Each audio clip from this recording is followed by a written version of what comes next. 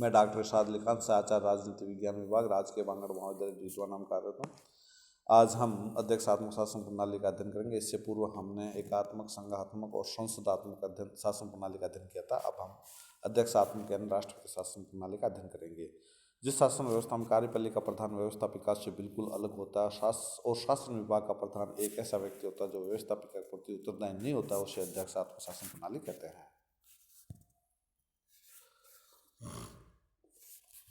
जैसे कि doctor Garner के अनुसार अध्यक्षात्मक सरकार वह होती है जिसमें कार्यपालिका अथवा अर्थात राज्य का अध्यक्ष, उसके मंत्री अपनी अवधि के बारे में संविधान की दृष्टि से विधानमंडल से स्वतंत्र होते हैं और अपनी राजनीतिक नीतियों के बारे में भी उसके प्रति उत्तरदायी होते हैं। अमेरिका, ब्राज़ील और लैटिन अमेरिका के राज्यों में इसी प्रकार के शासन व्यवस्था है। संयुक्त राज्य अमेरिका की शासन व्यवस्था अध्यक्ष शासन व्यवस्था का मॉडल या आदर्श है। अध्यक्ष शासन व्यवस्था की विशेषताओं के बारे में हम अध्ययन करें तो कार्यपालिका कार्यकाल की निश्चितता होती है इसमें, जैसे कि स्थायित्व होता है, यानी कार्यपालिका के प्रधान का निर्वाचन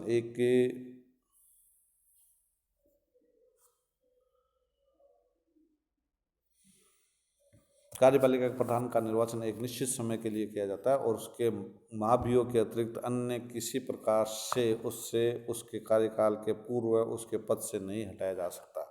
कार्यपालिका और व्यवस्थापिका एक दूसरे से पृथक है, यानी कि यह शासन व्यवस्था मॉन्टेस्क्यू के शक्ति पृथक्करण सिद्धांत पर आधारित है और इसके अंतर्गत कार्यपालिका और व्यवस्थापिका एक दूसरे से स्वतंत्र रहती है। व्यवस्थापिका और कार्यपालिका एक दूसरे के कार्यों में किसी भी प्रकार का हस्तक्षेप नहीं करती।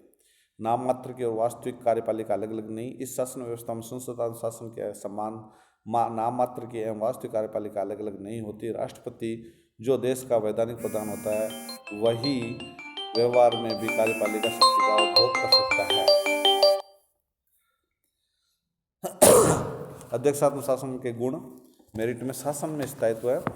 इस शासन व्यवस्था में कार्यपालिका का प्रधान एक निश्चित समय के लिए चुना जाता है। व्यवस्थापिका का निर्माण भी एक निश्चित समय के लिए होता है और इस अवधि के पूर्व दोनों में से किसी को भी नहीं हटाया जा सकता है। इस व्यवस्था के अंतर्गत शासन में स्थायित्व होने के कारण दीर्घकालीन योजना बनाकर ठीक प्रकार से प्रशासनिक कार्य किए जा सकते हैं। गुणों में जैसे शासन में स्थायित्व हो गया। दूसरा, असाधारण परिस्थितियों के लिए उपयुक्त है। अध्यक्षात्मक शासन में एक ही व्यक्ति के हाथों में समस्त शक्तियों का केंद्रीकरण होता है और उसके परिणाम स्वरूप संकट काल में यह पद्धति बहुत उपयोगी सिद्ध होती है। ऐसे उदाहरण अवसरों पर राष्ट्रपति शीघ्र ही प्रभावशाली कार्यवाही कर संकट का सफलतापूर्वक सामना कर सकता है। दलबंदी की बुराइयां कम होती है इसमें। यद्यपि अध्यक्षात्मक शासन व्यवस्था वाले देशों में संगठित राजनीतिक दल होते हैं, किंतु ये दल कार्यपालिका प्रधान के निर्वाचन के समय ही सक्रिय रहते हैं। कार्यपालिका प्रधान का निश्चित कार्यकाल होने के कारण कार्यपालिका प्रधान चुनाव हो जाने के बाद दलबंदी की भावना से पृथक होकर शासन कर सकता है। इस प्रकार अध्यक्ष शासन व्यवस्था में संसदीय शासन की अपेक्षा दलबंदी की बुराइयां कम होती है। प्रशासन में एकता। इस शासन व्यवस्था में संपूर्ण शासन शक्ति एक ही व्यक्ति के हाथ में निहित होती है और इस व्यक्ति के कार्य को व्यवस्थापिका की स्वीकृति की आवश्यकता नहीं होती है। प्रशासनिक एकता के परिणाम स्वरूप शासन बहुत अधिक शक्तिशाली रूप में कार्य कर सकता है। शासन में कुशलता। अध्यक्षात्मक शासन में कार्यपालिका व्यवस्थापिका से स्वतंत्र होने के कारण अधिक साहस एवं स्वतंत्रता के साथ प्रशासनिक कार्य कर सकती है। मंत्री लोगों को व्यवस्थापिका कार्य में भाग लेने और लोकप्रिय होने के लिए समय खर्च नहीं करना पड़ता है, इसलिए वे अपनी समस्त शक्ति समय का उपयोग अपने शासन कार्य में कर सकते हैं। राष्ट्रपति के द्वारा विभिन्न विषयों के विशेषज्ञों को मंत्री पद पर नियुक्त कर प्रशासनिक कार्य में अधिक कुशलता लाई जा सकती है। शक्ति पृथक्करण सिद्धांत का पालन। यह शासन पृथक पद्धति लोकतंत्रवाद के उस सिद्धांत के अधिक अनुकूल है जिसे शक्ति पृथक्करण सिद्धांत कहते हैं, क्योंकि इसके अंतर्गत व्यवस्थापिका तथा कार्यपालिका एक दूसरे से स्वतंत्र रहती है। बहुदलीय प्रणाली के लिए अत्यंत उपयुक्त। जिस देश में बहुदलीय प्रणाली हो वहाँ संसदीय पद्धति में सरकार बहुत जल्दी बदलती रहती है और प्रजातंत्र सफलतापूर्वक कार्य नहीं कर पाता है। बहुदलीय प्रणाली शासन का अध्यक्षात्मक रूप में सफलतापूर्वक कार्य कर सकता है। योग्यतम व्यक्तियों के मंत्रिमंडल का निर्माण संभव। संसदीय शासन के अंतर्गत मंत्रिपरिषद का निर्माण करने में प्रधानमंत्री को अनेक बातें दृष्टि में रखनी होती है। सामान्यतः वह अपने राजनीतिक दल के सदस्यों को ही मंत्रिमंडल में सम्मिलित कर सकता है और इन सदस्यों के लिए भी व्यवस्थापिका का सदस्य होना अनिवार्य है। लेकिन अध्यक्ष शासन के अंतर्गत राष्ट्रपति जिन किन्हीं योग्य व्यक्तियों को मंत्रिपरिषद में सम्मिलित करना चाहे वह उन व्यक्तियों को मंत्रिपरिषद में सम्मिलित कर सकता है। और इस प्रकार श्री ब्रजमोहन नेहरू ने के शब्दों में राष्ट्रपति योग्यतम व्यक्तियों के मंत्रिमंडल का निर्माण कर सकता है। दोस्त में हम देखें तो परिवर्तनशीलता का अभाव होता है इसमें। इस शासन व्यवस्था में व्यवस्थापिका कार्यपालिका प्रधान का चुनाव एक निश्चित समय के लिए किया जाता है और इस निश्चित अवधि के पूर्व दोनों में से किसी को भी उनके पद से हटाया नहीं जा सकता। यदि इस अवधि के बीच कुछ ऐसी परिस्थितियां उत्पन्न हो जाए जिनके कारण शासन में परिवर्तन करना आवश्यक हो तो ऐसा करना संभव नहीं हो पाता है। इसके विपरीत संसदीय शासन में आवश्यकता अनुसार परिवर्तन किया जा सकता है। उत्तरदायित्व की अवहेलना।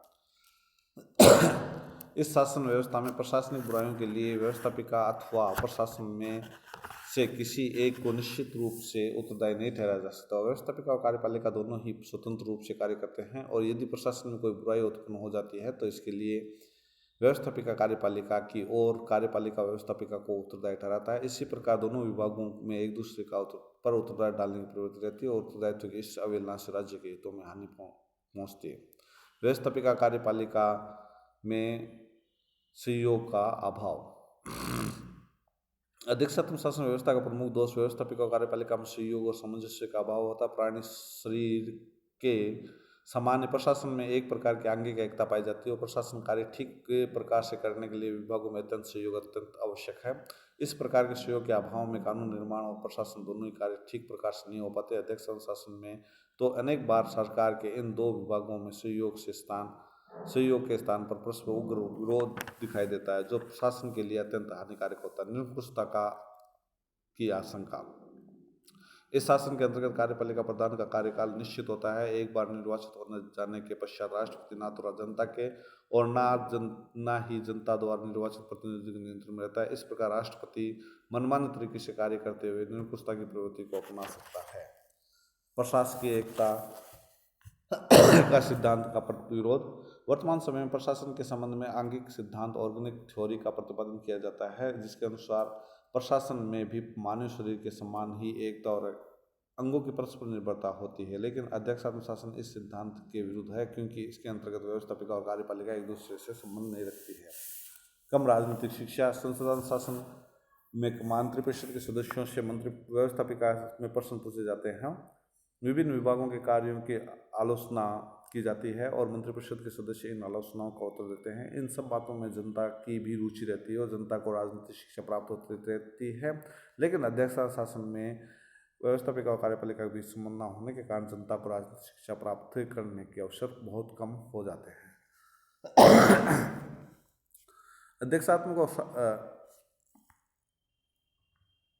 संसदात्मक और अध्यक्ष शासन व्यवस्थाओं में अंतर में हम देखें तो कार्यकाल संबंधी अंतर होता है जिसमें पहला हम कह सकते हैं संसदीय शासन में कार्यपालिका का कार्यकाल निश्चित नहीं होता और व्यवस्थापिका अविश्वास का प्रस्ताव पास कर कभी भी कार्यपालिका को पुच्युत कर सकती है। लेकिन अध्यक्ष शासन में कार्यपालिका का कार्यकाल निश्चित होता है और महाभियोग के अतिरिक्त अन्य किसी प्रकार से कार्यपालिका को पुच्युत नहीं किया जा सकता। कार्यपालिका प्रधान की स्थिति में अंतर। संसदीय शासन में कार्यपालिका प्रधान कार्यपालिका का नाममात्र का प्रधान होता है और संसद सैद्धांतिक रूप से उससे समस्त शक्तियां प्राप्त होती है किंतु व्यवहार में उसके द्वारा अपनी किन्हीं शक्तियों का प्रयोग नहीं किया जा सकता। लेकिन अध्यक्ष शासन व्यवस्था में कार्यपालिका का प्रधान नाममात्र का प्रधान ही न होकर वास्तविक प्रधान होता है। वहीं मंत्रिपरिषद को नियुक्त करता है और मंत्रिपरिषद पूर्ण रूप से उसके अधीन होता है। व्यवस्थापिका और कार्यपालिका के परस्पर संबंध के विषय में अंतर हम देख सकते हैं कि संसदीय शासन के कार्यपालिका संसदात्मक शासन में कार्यपालिका का निर्माण व्यवस्थापिका में से किया जाता है और व्यवस्थापिका के प्रति उत्तरदायी होती है। व्यवस्थापिका और कार्यपालिका एक दूसरे को उसके कार्य में परस्पर सहायता और सक्रिय सहयोग देती रहती है। लेकिन अध्यक्ष शासन में व्यवस्थापिका कार्यपालिका एक दूसरे से स्वतंत्र होती है। कार्यपालिका के सदस्य साधारणतः व्यवस्थापिका में उपस्थित नहीं होते हैं, कानून निर्माण संबंधी कार्यों में भाग नहीं लेते हैं। व्यवस्थापिका द्वारा भी कार्यपालिका पर नियंत्रण नहीं रहता है। संसदीय और अध्यक्ष शासन में सबसे प्रमुख अंतर ये सरकार के इन दो अंगों व्यवस्थापिका कार्यपालिका आपसी संबंधों के विषय में ही होता है।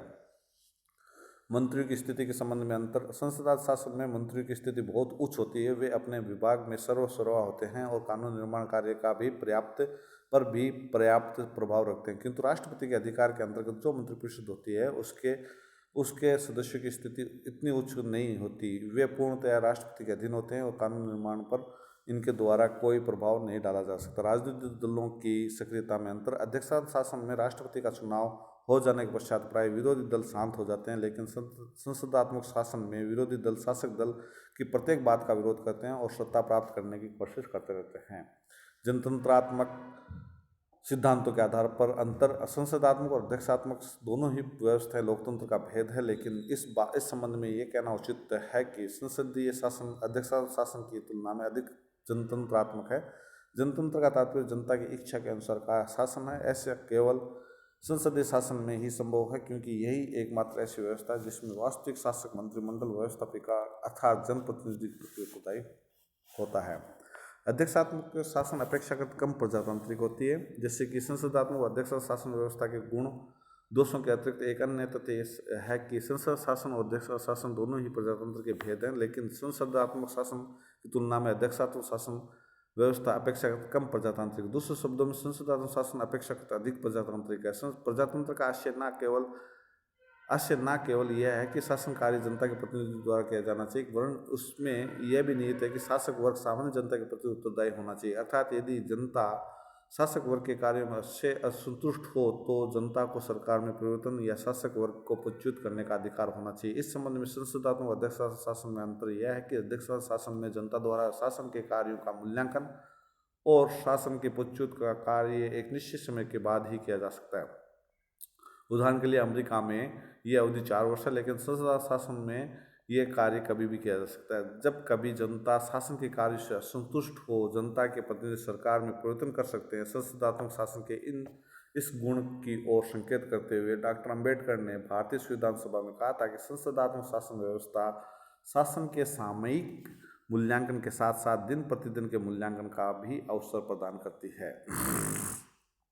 इसके अतिरिक्त एक अन्य तथ्य यह है कि प्रजातंत्र की सफलता के लिए यह अत्यंत आवश्यक होता है कि सामान्य जनता अधिकाधिक राजनीतिक शिक्षा से संपन्न हो, और जनता को राजनीतिक शिक्षा प्राप्त करने के लिए के अवसर अध्यक्षात्मक शासन व्यवस्था की अपेक्षा संसदात्मक शासन व्यवस्था में अधिक प्राप्त होते हैं। संसदात्मक शासन व्यवस्था में मंत्रिपरिषद के सदस्यों से व्यवस्थापिका में प्रश्न पूछे जाते हैं, विभिन्न विभागों के कार्यों की आलोचना की जाती है और मंत्रिपरिषद के सदस्य इन आलोचनाओं को उत्तर देते हैं। इन सब बातों में जनता की भी रुचि रहती है और जनता को राजनीतिक शिक्षा प्राप्त होती रहती है। लेकिन अध्यक्षात्मक शासन में व्यवस्थापिका और कार्यपालिका के बीच संबंध न होने के कारण जनता को राजनीतिक शिक्षा प्राप्त होने के अवसर बहुत कम हो जाते हैं। इस प्रकार संसदात्मक शासन प्रणाली अध्यक्षात्मक शासन प्रणाली की तुलना में निश्चित रूप से अधिक प्रजातांत्रिक है। हम निष्कर्ष रूप में कह सकते हैं कि अध्यक्षात्मक व्यवस्था पर संसदात्मक व्यवस्था की श्रेष्ठता है। दोनों शासन व्यवस्थाओं के गुण दोषों की विवेचना के उपरांत ये प्रश्न उपस्थित होता है कि दोनों में से कौन सी व्यवस्था श्रेष्ठ है। अध्यक्षात्मक शासन व्यवस्था को संयुक्त राज्य अमेरिका और अमेरिकी महाद्वीप के कुछ राज्यों में अपनाया गया है। अन्य लोकतांत्रिक राज्यों में संसदात्मक शासन को ही अपनाया गया। फ्रांस के पंचम गणतंत्र और श्रीलंका में संसदीय और अध्यक्षात्मक व्यवस्था के समन्वय का अपनाया गया है। प्रथम और द्वितीय विश्व युद्ध के बाद स्थापित लोकतंत्रों में सामान्यतः संसदीय शासन व्यवस्था को अपनाया गया है। कारण यह है कि संसदात्मक शासन में शासक जनता के प्रति उत्तरदायी होते हैं। वे तभी तक अपने पदों पर रह सकते हैं जब तक कि उन्हें जनता और जनता के प्रतिनिधियों का विश्वास प्राप्त रहे। उत्तरदायित्व की इस व्यवस्था के कारण से ही सुगमता से स्वेच्छाचारी और निरंकुश भी नहीं हो सकती सरकार। साथ ही इस व्यवस्था में व्यवस्थापिका और कार्यपालिका के बीच ऐसा सहयोग और समन्वय पाया जाता है जो अध्यक्षात्मक शासन में कभी भी संभव नहीं है। इस शासन व्यवस्था में बहुत अधिक अच्छे प्रकार से जनता को राजनीतिक शिक्षा प्राप्त होती है और यही शासन व्यवस्था लोकतंत्रवाद के अनुकूल भी है। संसदात्मक शासन के अन्य गुणों ने इसे बहुत अधिक लोकप्रिय बना दिया। संसदात्मक शासन के प्रमुख दोष राजनीतिक दलबंदी की बुराइयों और असाधारण परिस्थितियों के लिए अनुपयोगिता बताए जाते हैं। स्वतंत्र विचार के आधार पर राजनीतिक दलों के महत्व को कम करते हुए पहली बुराई को दूर किया जा सकता है तो दूसरे दोष को दूर करने के लिए संविधान के अंतर्गत विशेष व्यवस्था की जा सकती है, जैसे कि भारतीय संविधान में की गई। इस प्रकार यह कहा जा सकता है कि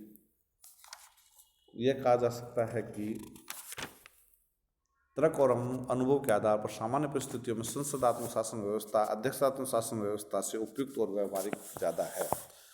आज इतना ही, धन्यवाद।